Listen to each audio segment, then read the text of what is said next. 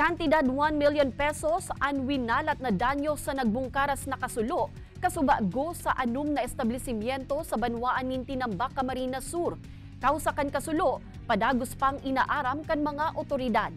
Mantang 18 anyos na lalaki, gadan makalihis na matrap sa nasulong harong sa Kasiguran, Sorsogon. Uya ang report ni Rosie Nieva. Nabulabog ang mga residente sa Barangay Tamban, Tinambak, Camarines Sur sa nagbungkaras na kasulo kasubagong maagahon. Tulos man na nagresponde ang Tinambak PFPS sinibapang pagtaraid na fire stations, alagad marikas na naglakop ang kalayo sa lugar. Nagabot sa third alarm ang kasulo kung sa inanom na establishmento ang nadanyaran. Challenge sir, malayo sa sir, 18 kilometers, yun ang challenge sa amin. At pagpunta doon, kagad naman nakakuha yung ating fire truck sir. Kailangan makuyang giraray kami sir ng tubig, malayo pa dito sa sentro.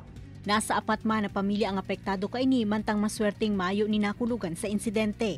Sa ngunyan inaarampakan mga otoridad ang pigikanan kan kalayo mantang nagwalat man ininin haros 1 million pesos na danyos.